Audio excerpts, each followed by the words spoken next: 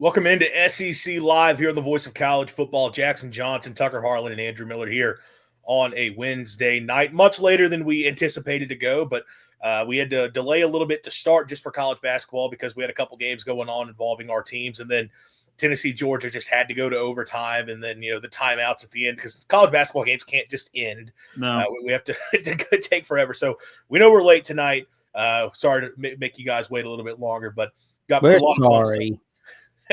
Got a lot of fun stuff to get into tonight. We're going to talk about the way too early 2026 All-American team that Chris Lowe from On3 put out, which SEC teams made the cut, which SEC players made the cut, and what are some other SEC players that we think had an argument for being involved. And then we'll look through the most impactful transfer for every single SEC team. We're going to go all 16 teams in the conference.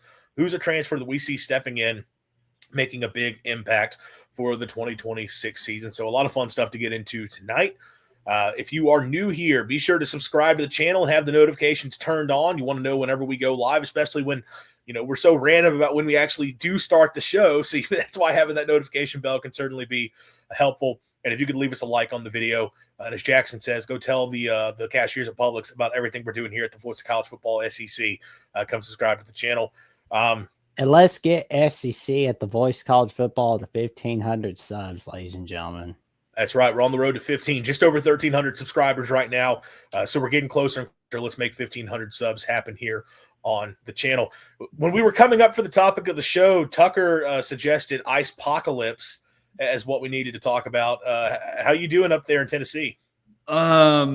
I am one of the lucky ones, and that sounds crazy considering I had a 12-hour-long power outage on Sunday. There are people that have been without power since Sunday and will not get it back until probably sometime early next week here. So it's a mess, and the roads have been icy. The crazy thing is, and we talked about this last show with the exploding trees in North Dakota and Minnesota and all those places. There are no exploding trees here, but the problem is they're all crumbling, so they're falling down on power lines and knocking down power lines. Seriously, one of the worst natural disasters I can remember here in the last 15 years. We had a flood back in 2010 that was pretty awful in Nashville, but this one, it's obviously on a Nashville level, it's terrible. I know it's not just Nashville being affected, though. I know Oxford, Mississippi in particular has been devastated by this thing.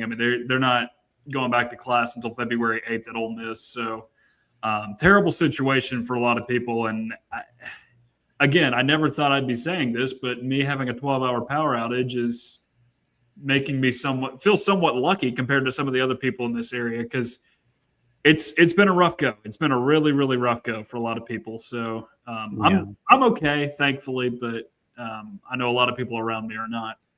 Agreed. Yeah. And we want to dedicate tonight's show to those that have been going without power and, just kind of let you know, hey, this is for you.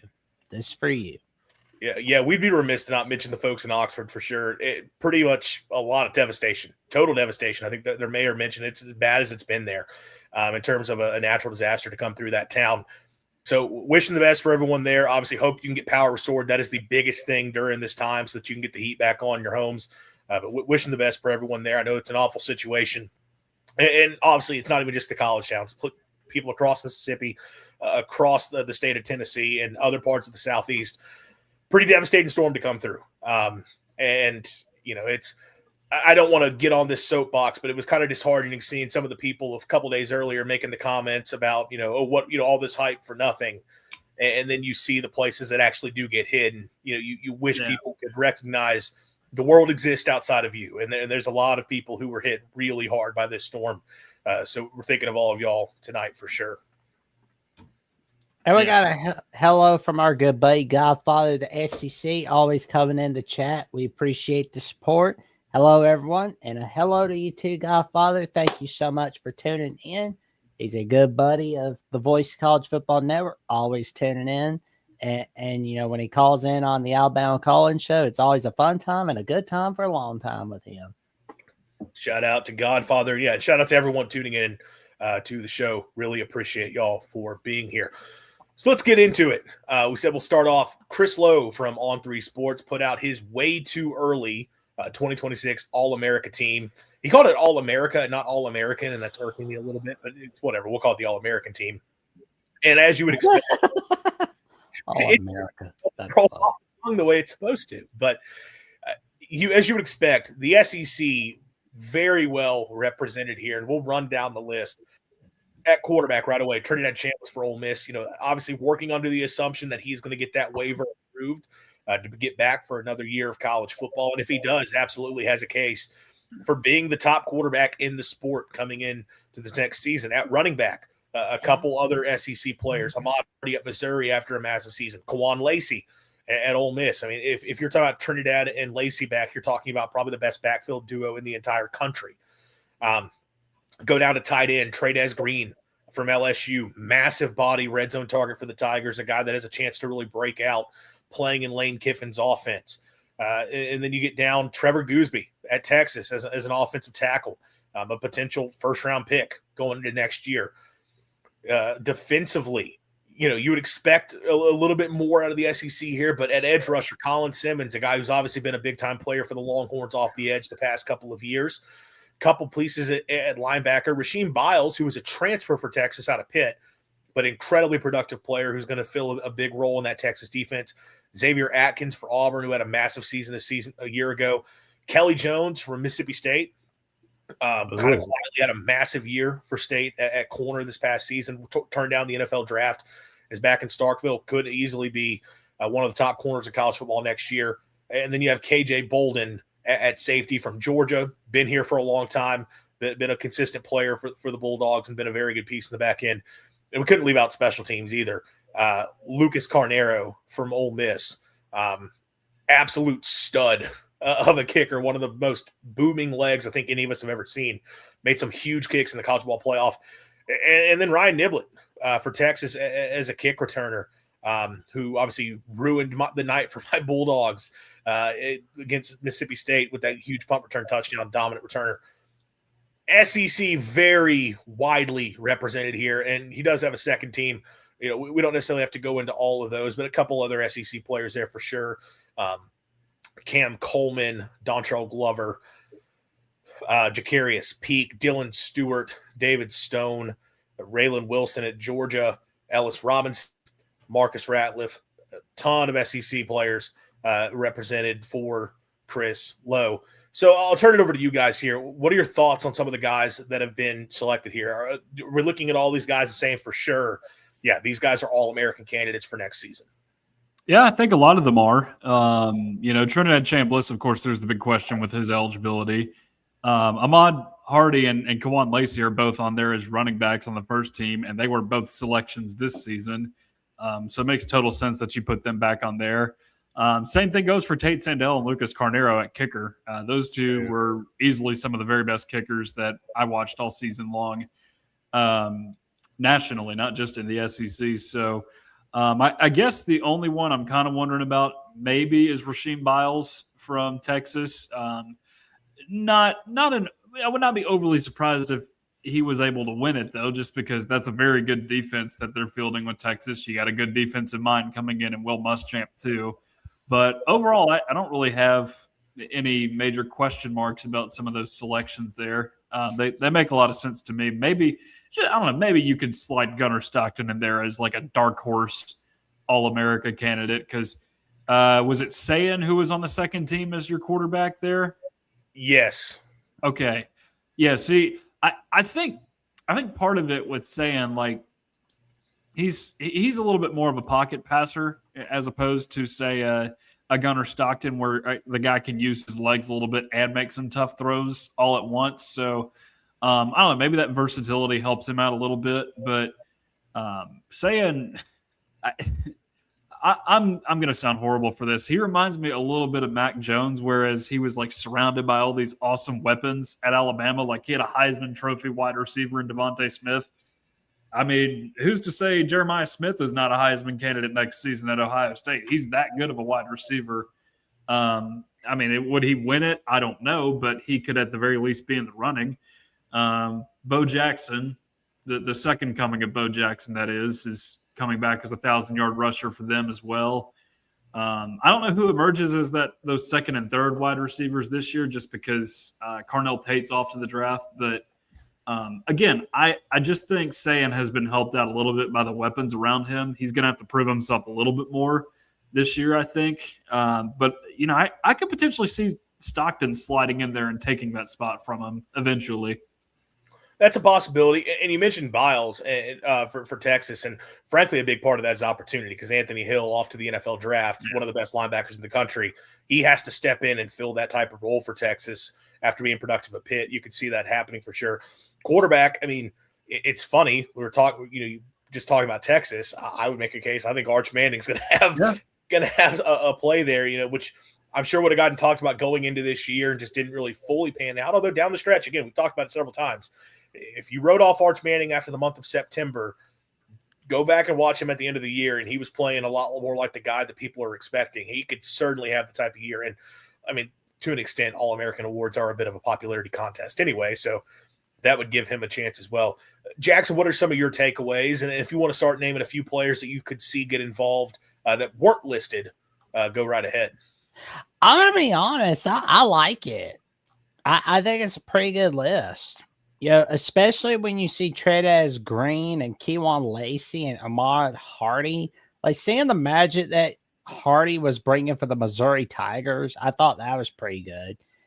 And, to Tucker's point, if Trinidad's able to come back for 2026 with the waiver, we could really see him bring out some Genjitsus for 2026. So certainly a possibility. I think Chris Lowe was wise to put him in the first team all offense. That's why Chris Lowe's a legend, because he knows his stuff in the world of college football. Because historic legend at ESPN, and now bringing that magic at On3. He's getting close to his 1-year anniversary come August. I do like that. I feel like Lowe did dig deep a little bit. And these are not SEC selections, but you see some of the guys on the offensive line, Cincinnati, Houston represented. It's not like he just went for big names. And then, I mean, I'll shout out my guy. Like Kelly Jones probably was not a guy that a lot of people nationally would have circled as a potential All-American coming into this year, just because, look, he was a third-team All-SEC player this year, which I do biasedly think was low. But there's a lot of really good corners off to the NFL this season. Like a lot of really good corners. So that's going to open up opportunities. And Kelly Jones definitely could be one of those guys that you see step in. So I think every selection there makes a lot of sense. If I were to shout out a few guys, I think you could see, I would say you could almost pick a wide receiver from the SEC with some of the guys you have coming back in this league. Isaiah Satanga at Oklahoma. Could he take another step forward for a team in OU that I think could have a really big year? Mario Craver at Texas A&M, kind of in that same place. Braylon Staley, does he take another step forward for Tennessee as a big breakout player? So there's a lot of talent at receiver in the SEC that could certainly, I mean, Cam Coleman was second team for Lowe, but definitely a guy that we could be talking about as a first teamer. But elsewhere, I mean, Caden Green at Missouri, probably going to be one of the top offensive linemen coming back in college football next year. Had a chance to go pro this year, chose to return. That's a guy who could be up there. Defensively, Taylor Ween, or I can never say his name right. Wine. Okay, yes, from Oklahoma. Dude had a massive season. Put up huge. Was a backup for the Sooners and led the team in sacks. And this year, with what OU is losing off the D line, going to be a guy that they're going to lean on. So as the sort of the face of that defense, could see him having another massive year. Will Eccles from Ole Miss was absolutely dominant down the stretch. He finished with like 11.5 tackles for loss as a defensive tackle. I think that's a guy that's going to take another big step forward and be a key part of that Ole Miss defense. And if Ole Miss is a team contending again, and look, if we're talking about having Kwan Lacey and Trinidad Chambliss, they're probably going to be in the mix. I think Eccles is the guy sort of leading that defense. Bray Hubbard at Alabama at safety. I mean, the guy just racks up stats. I wish they didn't leave him out, but I'm like, oh well. Bray Hubbard's going to show everybody. He's absolutely racked up the numbers, and I don't know what the NFL projection is for him. Like the All-American and all-conference teams, it goes one of two ways. Either you give a ton of credit to the guys who the draft people say, oh, yeah, he's a future first-rounder, or you just give it to the guys who put up huge numbers regardless of what they do. And there's kind of no middle ground between. I mean, like Caden Proctor was like an all-SEC player this year. solely because he's still being talked about as a potential first-round pick when he did not play like a first-round pick for Alabama at all. So sometimes the selections are a little bit off, but Bray Hubbard just puts up big-time numbers and is one of the top safeties in the sport coming back. So that's somebody I definitely think could make the cut. Yeah, we need some more fun white safeties in the NFL. Harrison Smith, I think, is hanging it up. So got to pass the baton to somebody. The Eagles can just add more to their secondary. Yes. Get Cooper DeJean and Bray Hubbard in your same secondary. And Reed Blankenship. Yeah, more exciting whites in Philly for sure. When we come back, we're going to take a look at the top transfers in the SEC. Who are the guys going to make the biggest impact for the 2026 season? A lot of great transfers coming to the conference. We're going to break them down here. But first, let's hear from Voice of College Football Bets. College football is even more exciting when you've got some action on the line, and the games are even better when you're cashing in. And the Voice of College Football is the place to be to get the greatest value. Start with my picks. 75% against the money line, 58% against the spread, and I've got a 40-plus year track record. 11-0 in the college football playoff for me last year against the money line, 8-3 against the spread. And I'm just the warm-up act. Steve Merrill of Wager Talk is our ace in the hole, show stopper. 7 years with the Voice of College Football, over 30 years in the industry. Steve gives us analysis on all the big games, but you can't miss Steve's weekly under-the-radar pick. 28-12 against the spread the last 3 years. You also get picks from some of our top analysts here at the Voice of College Football, including Corey Bratta, Matt Zemek, and Steve Dace. Check out those numbers. Become a YouTube or Patreon member for just $99 per month. Go to the main channel on YouTube, click join, and then select the betting tier. Do the same thing on Patreon. Make 2025 a winner now. That's why you go to Mark Rogers, Steve Dace from the Steve Dace Show, Michigan Podcast, Corey Bratta from the Hawkeye of the Storm, Iowa at the Voice College Football, Matt Zemek from Trojans Wire, College Wire, and USC at the Voice College Football from USC Primetime Live, 9 p.m. Central Time, Tuesday nights, and Steve Merrill for those magical nuggets of the under-the-radar picks of the week during the college football season every year. You heard the man. Go check it out. So, as I said before the break, a ton of really talented transfers to the SEC. And actually, let me pull in top transfer classes because the SEC sort of has dominated in this, as you would expect.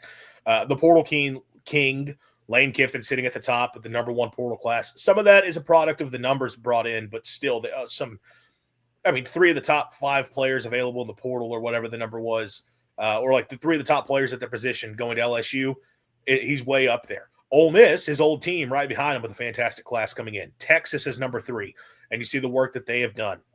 Kentucky signing a top 10 class. Texas A&M 12th, Auburn 13th, Alabama 16th, Oklahoma 20th. Really strong work by the SEC in the transfer portal, which you would expect for sure.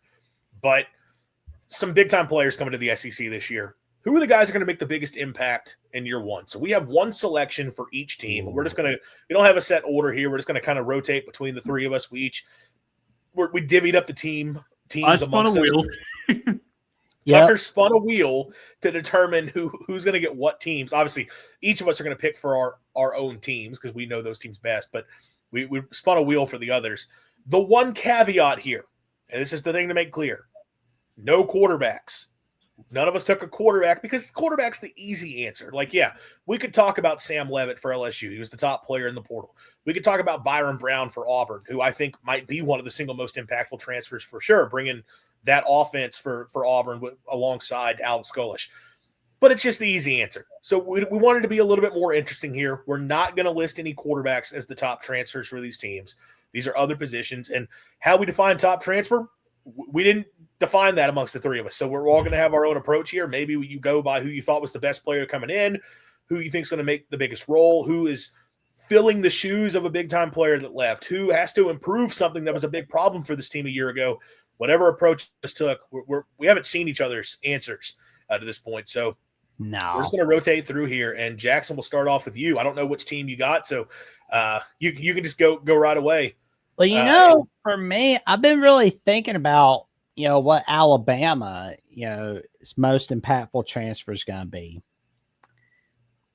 And I decided I'm going to go with Grayson Delgatti, the offensive line from Cal Poly.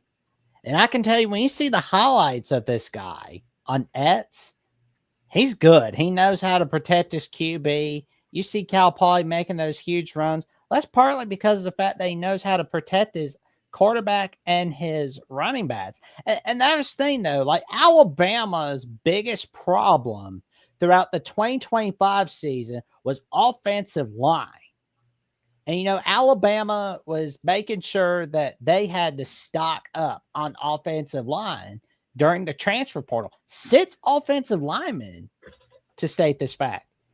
And, some of the Bama fans were like, well, why the hell's Coach Kaplowitz still there? Like, he sucked. And guess what happened? Fired his tail and replaced him with Adrian Clem, who has made a top impact on the June Jones teams from 2008 to 2011 as the offensive lines coach. And y'all remember those huge runs that UCLA was making from 2012 to 2012 to 2015? Guess who played a huge part in it? Offensive line coach Adrian Clem. Guess who had the number 1 offensive line in 2022? The Oregon Donald Ducks. Adrian Clem was their offensive line coach. USC had him as an offensive analyst, I believe, which, again, they misused Clem, but oh well, it's their loss. Alabama's gain. But, I really had to think about who would be the most impactful transfer for the Alabama Crimson Tide be. And I was like, I was going to go Noah Rogers, but I'm just going to go, you know what? I'm going with Grayson Delgatti. I think that's a pick that makes a whole lot of sense. Like you mentioned, Alabama O-line has to be overhauled, and you're losing your center in Parker Brailsford, and that's something Delgatti has done out there for Cal Poly. So a veteran player, obviously a big jump up going from Cal Poly to the SEC, but I know he's a guy that a lot of Tide fans are pretty excited about. Could definitely see him being an impact guy. I guess we'll work across the screen here. So I'll go and we can get our teams out of the way first, since that's not the most interesting thing. So I'll hit Mississippi State now. Yeah. And I don't know if this is the player that State needs to be the most impactful. I think there's a few positions where they would really prefer a few other guys to step up as a bigger deal. But this is the guy that I fully expect to be the most impactful. And that's Missouri transfer receiver Marquise Johnson, a guy that in 3 years with the Tigers totaled over 1,000 receiving yards, did not have a single massive year, but a guy that pretty consistently was able to get open downfield. And, they were able to take some shots to Brady Cook, and then Bo Pribula kind of had their inconsistencies in terms of getting into football. But a guy that's been very talented, a guy Missouri fans have been hoping to see get featured more over the past few seasons, and they just haven't really found ways to make it happen. Now he's transferring into Mississippi State in an offense that knows all about making receivers have big productive seasons. And he's coming in to fill the Brennan Thompson role. Brennan Thompson goes from being a guy that, again, at Oklahoma, very similar career to what Marquise Johnson had at Missouri, where in a couple seasons with the Sooners was able to get on the field, was able to sort of be a big play threat on occasion, but they couldn't consistently get him the football. Goes to Mississippi State, and he leads the SEC in receiving yards and led the nation in catches of 40-plus yards. Big play receiver for the Bulldogs. I think Marquise Johnson stepping in to fill that role. You had to get some more weapons to surround Kamario Taylor with. O-line, D-line is definitely where I would like them to have somebody step in and be more impactful. But if there's one player I'm looking at and I'm confident he's going to have a big year, it's Marquise Johnson coming over from Missouri. Tucker. Yeah, so this, you can all narrow it down to the defensive side of the ball for Tennessee as far as impact transfers go. No offense to anybody that they got on offense or special teams, but Tennessee was not deficient in offense in 2025 by any means, and they're returning a lot from that team aside from quarterback, which they did get a quarterback, but he's not an impact transfer. But looking specifically on the defensive end, this one was kind of hard because you got a few different guys that you could select from here. I thought a little bit about Amari Campbell from Penn State, but here's the thing. Like, they're already so deep in the linebacker room that, yes, he's a good addition, but he's just making a good room stronger. It's not like, you're bringing in a guy to fill a huge need for your team. I think the obvious pick would be Chaz Coleman, just because he's the number one guy in the class for Tennessee, or highest rated guy in the class. But I'll say this. As long as Rodney Garner is around, I trust Tennessee's defensive fronts. So not saying that Chaz Coleman was not a priority for Tennessee in this class, but it's something that I would have trusted anyway. So with all that in mind, my real selection for the number one transfer required by Tennessee has to be none other than TJ Metcalf at safety. Now, here's the thing. There's a few different safeties that Tennessee got, but I think he is the most proven on the Power 4 level. He's done it at a couple different schools in Arkansas and Michigan.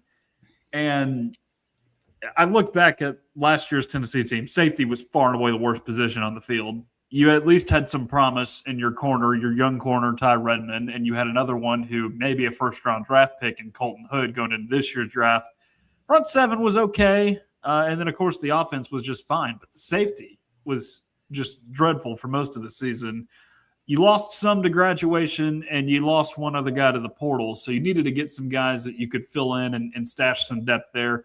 I think Metcalf is the alpha in that room, and I think he's the most important acquisition for Tennessee in this cycle. Makes a lot of sense. The Vols had to get better on the back end of that defense for sure. That's a big pickup for them. Jackson, we'll go back to you. Ooh. Well, I got to really thinking about this for LSU. And once again, I'm just going to go offensive line. Offensive tackle Jordan Seaton. He was a must get. And unfortunately, Mississippi State lost out on him. Sorry, Andrew. And, Colorado lost out on him. Sorry to our Colorado guys at the Colorado channel. But LSU is definitely going to be very happy to get him. I mean, I know like Sam Leavitt was a win. And I know that some of the offensive additions were a win. But it's no good when you don't have a good enough protection. If you're not good enough in the trenches, it's going to bite you in the rear. And LSU is showing, hey, we're all in on 2026 and 2027 with this move. And, you have to really make sure you're in the trenches, and they are by getting Jordan Seaton. We're going to wait and see what happens with this offensive line for the LSU Tigers from the Portal King. I think Seaton is a perfectly fine answer. It's probably the correct answer. I mean, we talked about it when he committed. That was the one kind of question mark left for LSU in that moment was, hey, you got your quarterback, you got a group of receivers, got some talented running backs, Trey Green at tight end. What's the O-line's going to be like? Because O-line was a disaster for LSU, and Lane obviously completely flipped that room. It's like none of the guys who were playing last year are back. Maybe there's a couple that I'm not remembering, but until you get a guy that you can trust to left tackle, you're kind of still figuring things out. You got a guy you can trust in left tackle with Jordan Seaton and a future first-round pick. So that's a huge, huge pickup. Could have gone maybe with Prince Will Umunmielen as another guy in terms of his ability as a pass rusher, but I think LSU's got some other good pieces that came in on that D-line. Seaton at tackle makes a ton of sense. I guess we'll keep the Lane Kiffin connections going here because I was given Ole Miss, which was very funny. Tucker said when this started, he did my name first, and the first team that it landed on was Ole Miss, which is great. But I have an answer that I think makes a whole lot of sense for the Rebels. Ole Miss defensively last year, it was still fine, but it was not anywhere close to where they had been the season before. And there's various reasons for that. There were times that they got ran on quite a bit, but there were also a few times where their defensive front got better as the season went along, and it was their secondary that kind of gave them some problems, especially at safety. Well, that's a safety room that they're replacing some pieces now. They lost some bodies out of the room, had to add guys in. And a player who I think is stepping in and having a big year for them, Edwin Joseph out of Florida State. Last year's a redshirt sophomore for the Seminoles. 37 tackles, 3.5 tackles for loss, 3 picks, 5 passes broken up, forced a fumble. Was productive as a redshirt freshman as well with 3.5 tackles for loss, 1.5 sacks, an interception.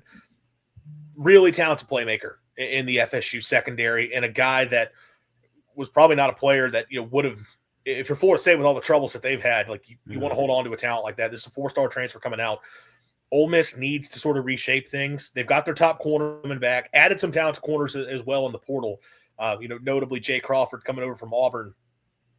And I wanted to ask you, Andrew, about like the rest of the defense. The other guy that Ole Miss got, Luke Farrelly. How are you feeling about him? Because I saw where Dabo was having his old man on the porch moment on the press conference tour about him, where it's like Ole Miss tampered with us. Ole Miss tampered with us. So that meant he's definitely really good. Obviously, Look. I'm not familiar with Farrelly in terms of what he did as a player. I know clearly he's a very talented guy coming out of Cal first, because Clemson wanted him, and now he ends up at Ole Miss, and he's making a couple million to go there, based on the reported text. So linebacker was not like a major need for Ole Miss. They're bringing their top guys back, but they also were losing some pieces out of that room. So it makes sense that they wanted to add somebody there.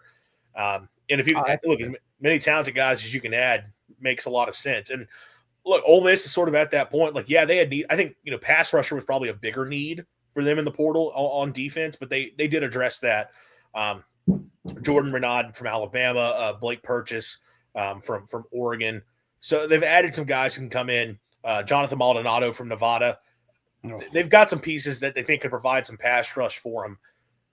Linebacker, they're probably going to be okay. But they also had Chris Jones from USM committed, and then he ends up flipping his commitment to Florida State at linebacker. So you go out and get somebody who, frankly, is a more high-profile player in Cardinelli. So now, as for the situation as a whole, I guess it's just college football the way it is now. And this is not me being anti-Ole Miss. It shouldn't be that way. The same thing with Duke and Darian Mensah. Duke should not be having Darian Mensah signed, and then he's able to go to Miami. That shouldn't happen. Carnelli shouldn't be signed with Clemson and then is able to go to Ole Miss. Prince Will Munmielen, it was Prince Will. Prince Will. I mixed the two up, but it's Prince Will. It was signed with Ole Miss and is now at LSU. That shouldn't be able to happen. So it's unfortunately the lay of the land now. Until there's more guardrails put up, you're going to see more and more of this. And it unfortunately, on the one hand, Dabo seems to be the first one to actually call a school out, because typically teams just say, well, so people were tampering with this guy, and then they won't come out and say who it was, because they know that if they start pointing fingers are going to get pointed at them. And I'll be honest, Clemson's one of the programs where I would say I bet Dabo isn't tampering, because look how much their transfer class sucks. They're probably not tampering to get players. There wasn't the Duke football. Like Duke football, it's like, yeah. Well, and look, it's unfortunately, though, it's the situation that we're in the sport, and you either embrace it or you're just going to continue to lose guys. And it is what it is. But I mean, you got to adjust with the times for sure. But overall, Edwin Joseph at safety, I think, is a guy that steps in for Ole Miss and will be really helpful for that defense and improving that secondary. Tucker, where do you go? So one of the schools that I had was South Carolina, and this is another one that is not searching for a quarterback, but also one that's, got some interesting needs to it. Because with South Carolina, they've basically put all their NIL money in 3 different baskets with Dylan Stewart, Lenora Sellers, and Nick Harbor, which is interesting. We're basically talking about how do you manage. I guess salary caps don't exist, but how do you manage finances for a team and who do you consider the highest paid players on each team? But they had some needs this offseason, and it's interesting because we did that way too early All-America thing that Chris Lowe had, and one of the names on there was Jacarius Peak, the NC State transfer at offensive tackle. That's who I said. And Alabama was hoping to get him. So here's the deal with that one. We've talked about this on the show time and time again. Andrew, I know, has specifically harped on this. But the SEC at the line of scrimmage, particularly on the offensive line, has taken a little bit of a step back lately. There's no team that has embodied that more than South Carolina the last 3 seasons. You look at the losing seasons that they've had under Shane Beamer in 2023 and 2025. They were just abysmal on the offensive line. They needed to get all the help they could get there. Peak, I believe, is the highest rated recruit in that portal class for South Carolina. And without a doubt, I think he's their most important addition just because of how much they've struggled there. Yeah, they have to figure out O-line. That's and I've talked about this with Beamer before. They recruit O-line at too high a level for them to be as bad as they are. And frankly, no program, when you're this far into it, you should not be consistently struggling at any position group. You should start to figure some things out. Like, I get you're going to have your ups and downs, even in the portal era, but O-line has been a problem Beamer's entire tenure there. And especially when you consider, hey, man, you've got your dude at quarterback in Lenore Sellers. You better put pieces around him. So, obviously, starting to address it. Jacarius Peak is the type of guy that can come in and help that out for sure. And Kendall Brow's running that offense. I mean, they're going to need to be able to block up front for sure to handle things. Jackson, what's the next team you had on your list? Well, let's talk about the Florida Gators for a moment. And I was kind of torn on the most impactful transfer for a moment because I was thinking about, do I go with offensive line, Harrison Moore, or do I go with wide receiver Eric Singleton? You know what? I'm going to go with Singleton because, like, the way I'm looking at it is this is the most impactful transfer for the Florida Gators because whoever's going to be the quarterback is going to be really happy about throwing the Singleton. Like, you see him making those magical plays at Auburn. You know, he was one of the few bright sides of the Auburn Tigers for 2025. And he's going to be a magnificent bright side for the Florida Gators heading into the 2026 season. And Coach Summerall and friends are showing people that they are ready to rock and roll in Gainesville. I'm not saying it's going to be like the Spurrier era or the Urban Meyer era, but it's definitely going to be better than the last few coaches in Gainesville, it seems like. But we'll definitely wait and see. All I can say is it's going to be a fun ride for the Gators real soon. Florida's got some interesting offensive weapons coming back for sure. Obviously, they held on to Jaden Ball, running back, Dallas Wilson at receiver. You bring Singleton in. Aaron Philo is going to have some guys to work with. And we've all raved about Buster Faulkner as a play caller coming over from Georgia Tech. They got to figure out O-line for sure. Mm-hmm. But I think Faulkner as a play caller, you give him that group of talent, weapons, Florida could be pretty fun offensively for sure year one.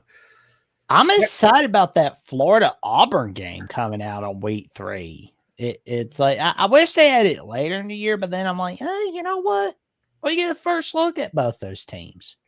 It's a great game for both fan bases now saying, I'm so glad we didn't hire the other guy when they were all in on – I guess Florida was never in on Alex Golish, but like Summerall specifically, the number of Florida fans that I've seen say, yeah, Auburn, I'm so glad we got Summerall and not Golish, and then the other way around, Auburn fans saying, thank God we didn't get Summerall.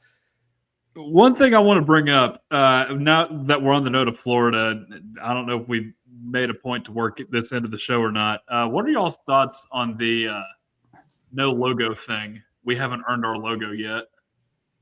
I actually kind of like that.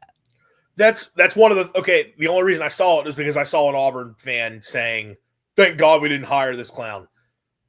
I don't react to stuff like that. That's coaches do things like that across the entire country. I mean, it's motivational stuff. I think it gets well overblown, but I don't think I don't know if it's going to make a difference in the end for what it's worth. Okay. I'm okay. I'm okay with coaches doing that. I'm okay with coaches doing it. I just like if you're a fan of the program, I feel like you say, yeah, that's right. We're bringing toughness and like you have to earn it in this program. Like nothing's given to anybody. And then if you're a fan of the rival, you're like, look at that clown doing all those sticks. Like because if it backfires, you're looking at Butch Jones. Or it's like you're laughing your ass off in the off season, and then when it gets to the regular season, you kind of go, "Oh, they were serious." But I don't remember when Brick by Brick happened. I know the real rough one for Jones was the whole Champions of Life and 5-Star Hearts. That was in the 2016 season. Yeah, I knew when that one happened. Yeah, because saying that when that Tennessee team had such a disappointing end of the year, and whenever he made those comments, I think it was late in the season. Yeah, like that. Okay, getting up, being a clown in a press conference. Okay, stuff in the offseason motivation tactics. All right, He looked like the sergeant on Gomer Pyle. It's like that. That's what I remember about them. Unless you're Coach O ripping your shirt off at Ole Miss and selling that you'll fight any player in the locker room, I think your most motivational tactics are fine.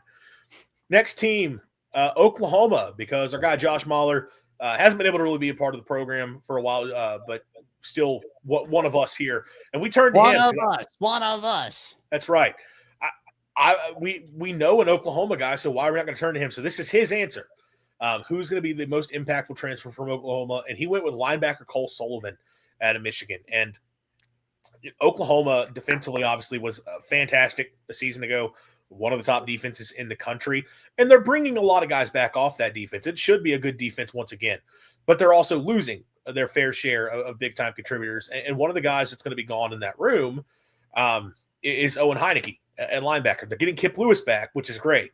But losing Heineke, needed to bring somebody in, and you get Sullivan out of Michigan, who last season as a sophomore, 44 tackles, 5 tackles for loss, 2 sacks, 3 interceptions, forced fumble. Really productive young player for the Wolverines on that defense, who, according to Josh, has already stepped in and is starting to get some buzz around Norman. I know practices haven't started or anything, but a guy that there's a lot of excitement is going to be a starter and going to be a big piece of that Oklahoma defense. So big pickup for them for sure on the defensive side of the ball to keep high-level talent in that room. And one of the reasons that you can believe OU can still be a really good defense once again. Tucker, who's the next team on your list? Texas is the next team on my list. Got the other UT in the SEC as well. Interesting how that works. The UT Bowl on September 26th. That's gonna be fun. It will be fun. This was – in some ways, easy and hard at the same time, just because you have so many different options that were just really good transfers in this cycle for Texas.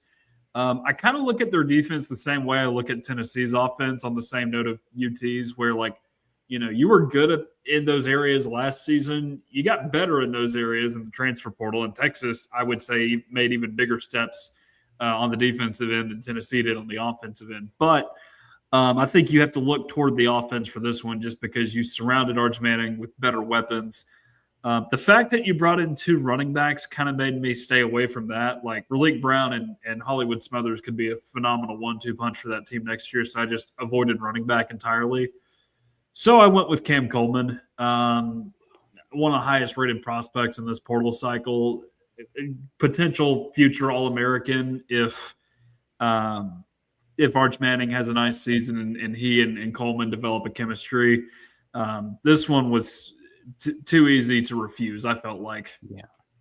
Well, when you look at that offense heading into 2026 in Austin, it basically shows it's put up or shut up time for the Texas Longhorns. They have to make it to the playoffs. And more than that, they have to basically make sure they make it to a national title, because if they don't, with that roster, then Sarkisian's in trouble, really. That's what it feels like to me, honestly. Because like, you're going all in for Arch Manning, getting all those additions like Coleman and Smothers and Raleek Brown. You got to go all in 2026, because if you're having 9-3 again, you can't sit there and go, well, if we didn't have Ohio State. No, you can't do that. You cannot do that. You can't get away with that in 2026 like you did in 2025. You do that again, like if you lose to a team you shouldn't lose, like, say, a Tennessee. Nothing against Tennessee, by the way. Yeah. But or in Arkansas, you lose like a game that you shouldn't lose, like you did in 2025 against Florida, and it's the reason why you come up short. Well, you're going to be seen as like how Penn State was in 2025, or how Georgia was in 2015, where you're expected to do much, much more, but then you don't. You basically have you don't have to win the SEC, but you have to make an enormous playoff run with the offense and the talent that you've got all around. They definitely had to bring in a lot of weapons on the offensive side of the ball, and they have done that for sure.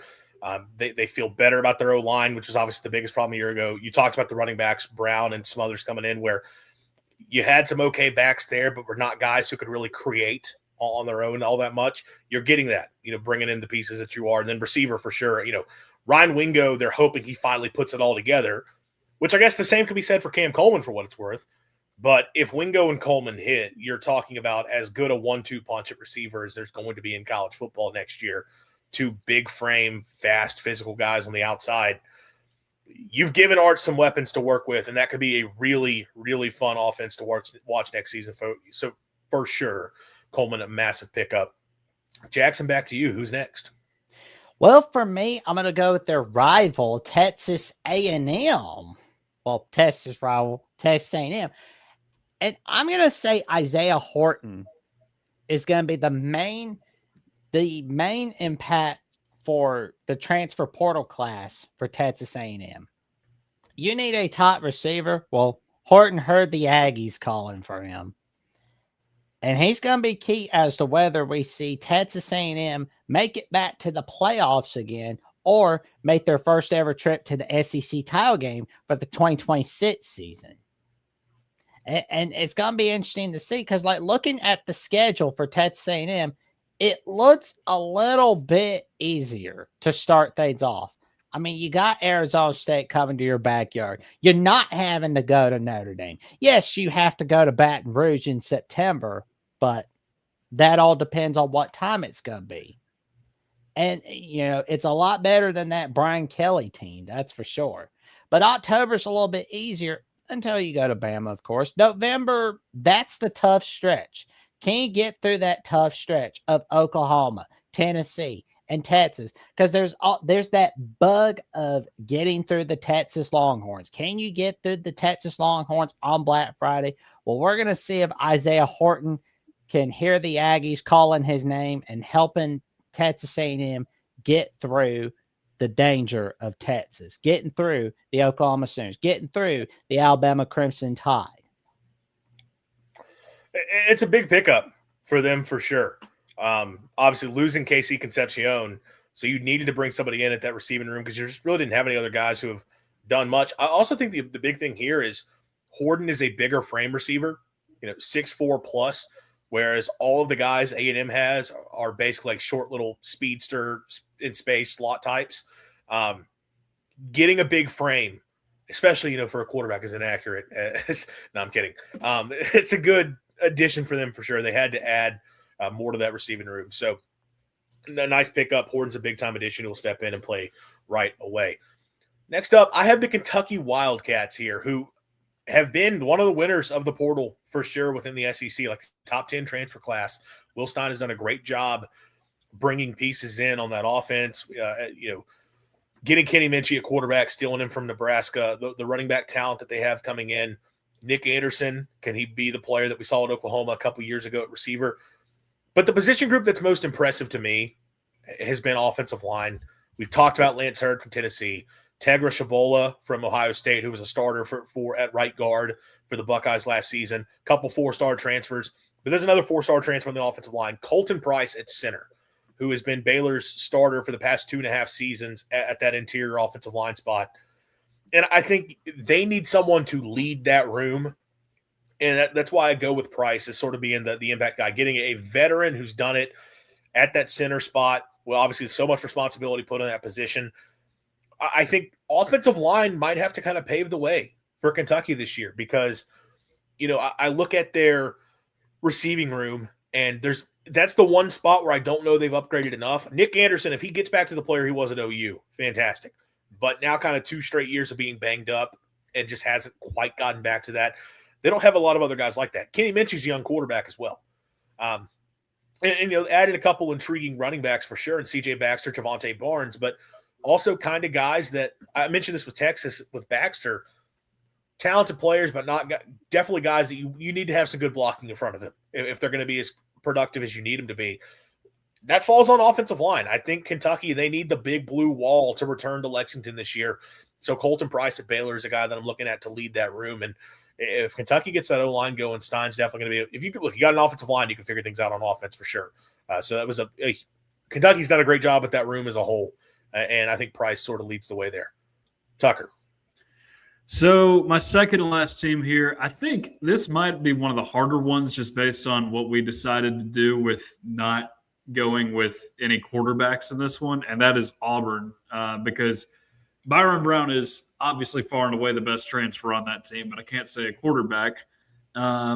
Offensively, I mean, they're just bringing everything they had with Alex Golish. And to mention something Josh Mueller, our good friend, said in the past, like, how will that transition from group of five to SEC football translate for those guys?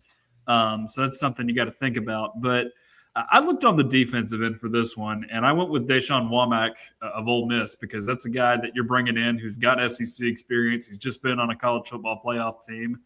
Was an important piece on that team, on that defensive end. So, and they didn't – it's not as if they retained a ton of pieces on that defense either, because you had some guys go to the drafts this season. They had a bunch of guys leave for the portal too. Obviously, Blockton ends up at LSU. K.M. Lee ends up at Tennessee. So, and there's a few others that I'm missing as well, but you had the portal on both sides of the ball if you're Auburn. So, good to get some SEC experience in there for the Tigers.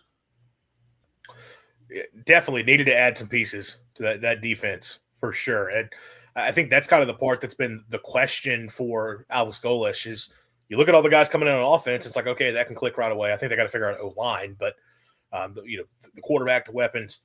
Defensively, though, we've talked about it before. The whole reason of keeping DJ Durkin was the idea of we want to keep this defense in place. And then all of those guys kind of hit the portal. So you needed some guys to step in, and that's a big pickup for them for sure. Jackson, back to you. Well, my last team is the Georgia Bulldogs. And I really had to really think about this one. That was the team I had the hardest time with, but it was no problem. Khalil Barnes, the safety from Clemson, who has a year left of eligibility. And, he's been a ball hawk. I mean, he was one of the main players that kept the terrible season of Clemson going. He was one of the key players for the Clemson Tigers. And now we're going to see whether he could be that key piece for Georgia in getting past the quarterfinals in the 2026-2027 playoffs for the Georgia Bulldogs. Because, I mean, we know they could win the SEC, but can't get past the quarterfinals in the college football playoff. That's going to be the question there. And can Khalil Barnes be that top player on defense? I think he can be. I think he's the most impactful transfer for the Georgia Bulldogs heading into 2026.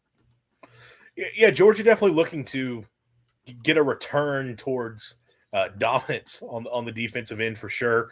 And yeah, Barnes, veteran safety out of Clemson, who especially back in 2024 was really, really productive that season, 4 interceptions.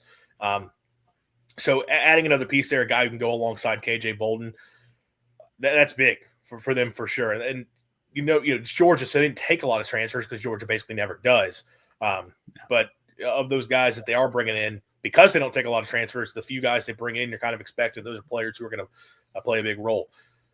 I actually have 2 more teams, but because I ended up with 6, but we'll get back to we'll do my last one later. Because I was thinking about where Peter Bartell was telling me about this on Monday night here on the SC channel about how Georgia is they're not as bad as Clemson about the transfer portal, but they're still pretty bad about not adjusting enough.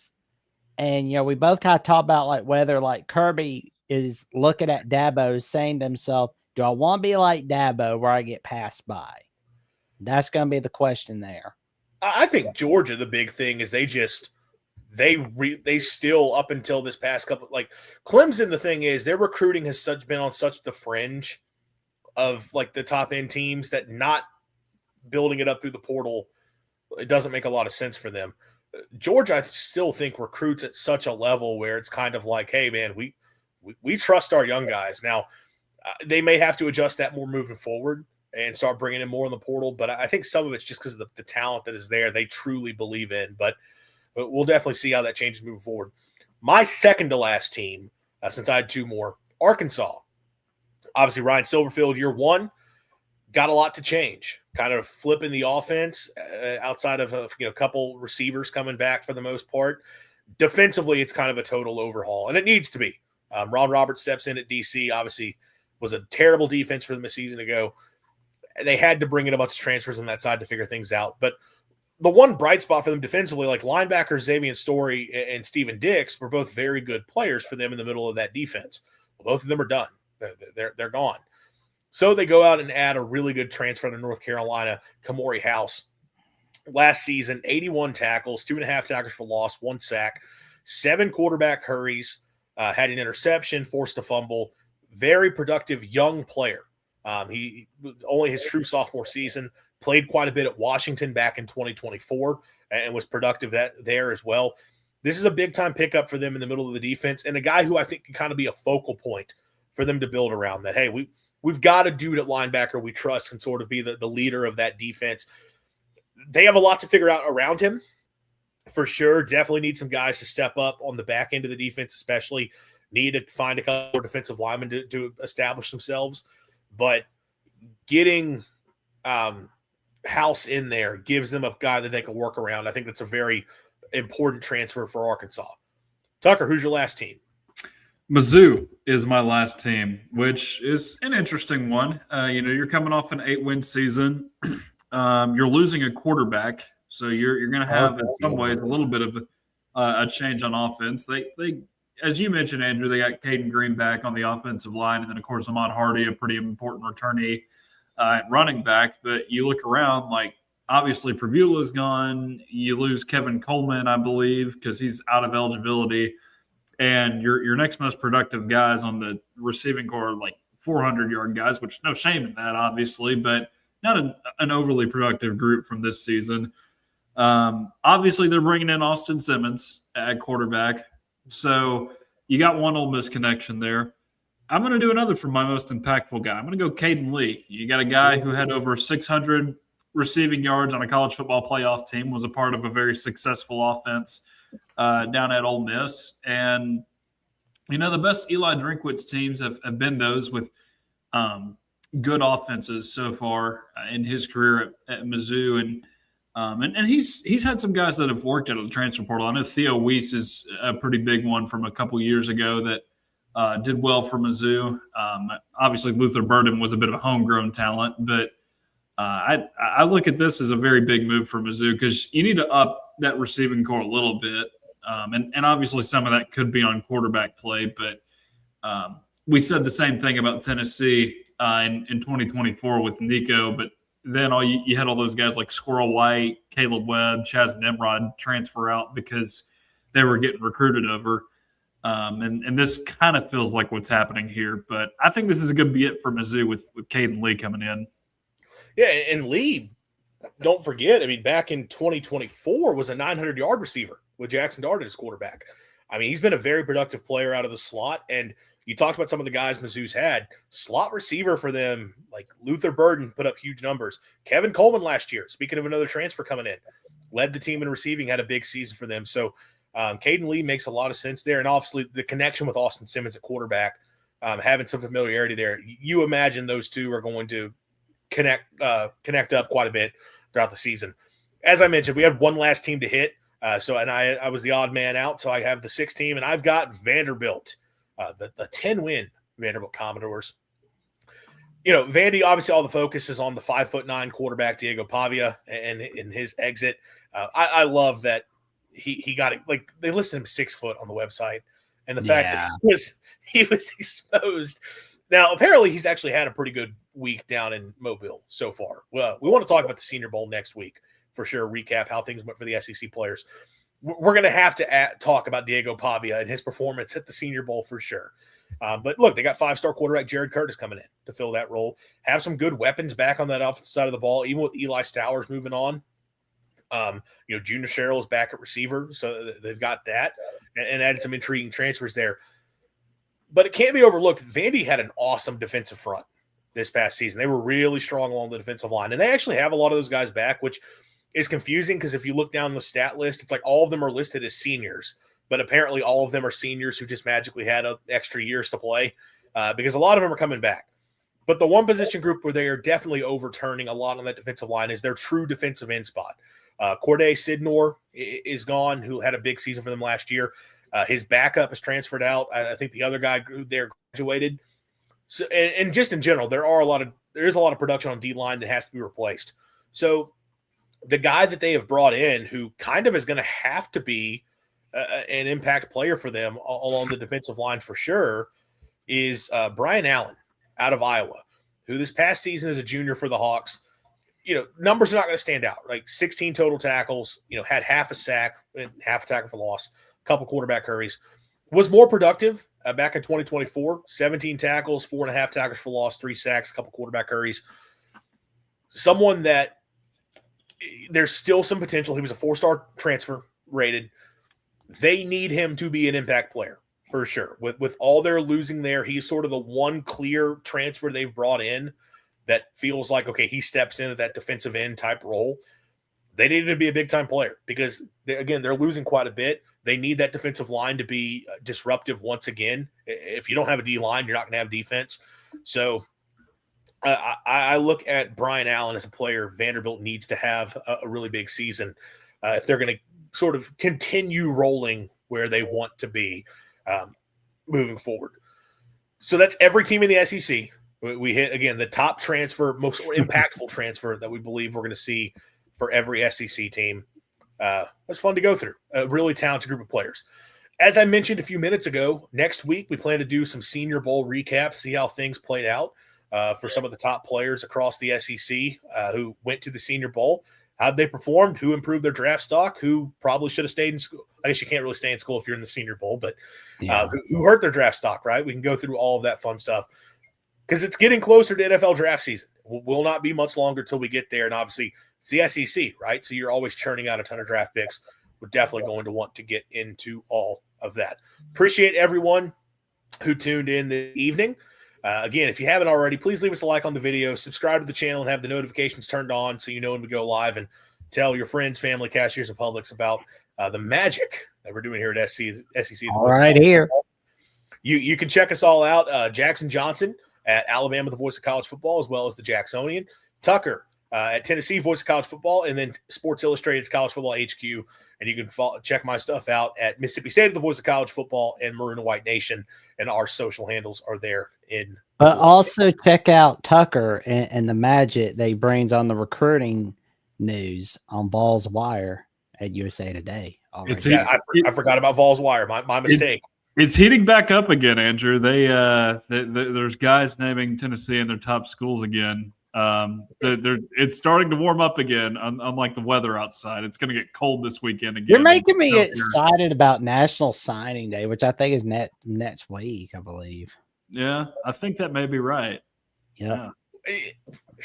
The February signing day. I know, it's so goofy. We don't pay attention to it at all. Because everybody just already signs. No, it sounds like a lot of money is hitting McDonald's bags up in Knoxville. That's what I'm hearing from Tucker right now. If the recruiting news is heating up. No state taxes on it. There you go. That's right. No, check out his work at Vols Wire for sure. But gentlemen, before we go, 2 weeks from now will be Valentine's Day. What is on the wish list for Valentine's Day? And Easter coming up on April 5th.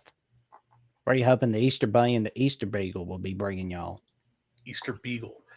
Uh-huh. I hope that I've really wanted some merch from the Voice of College Football. There's nothing I desire more.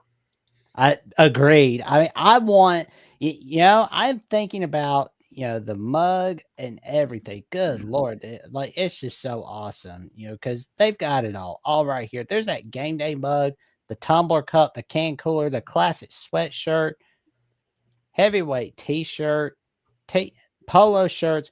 That long hair is definitely keeping them safe in this cold weather. I tell you what. And you got the trucker hat, the dad hat, all of it. We got it all. We've got it all right here on the Voice College Football website. And if you want some merch ideas, seen all right there on the Voice College Football website, email voiceofcollegefootball@gmail.com, especially if you would like to see some Voice of College Football journals where they can keep all your secrets safe if you need something to vent about. Oh dear. Yep. So that you've got it all right there on BOCFB/shop, fourthwall.com, all right there. I'll go ahead and put the merch store in the chat right here, right now. There you go. The merch store. Let's freaking go. There you go. Got the link liked there in the chat. So definitely go check out the merch from Voice of College Football. Come represent the brand and on all the great stuff we're doing here across the network, both here on SEC at the Voice of College Football and all of our the main channel with Mark Rogers doing his awesome, fantastic work, and obviously the team-specific channels across the network. I can't wait to hear his conference breakdown of the SEC. That's going to be fun. Absolutely. Appreciate everyone for tuning in. We will see you all next week with whatever else happens in the SEC. And like I said, we'll take a look at the Senior Bowl. See you guys later. See you later.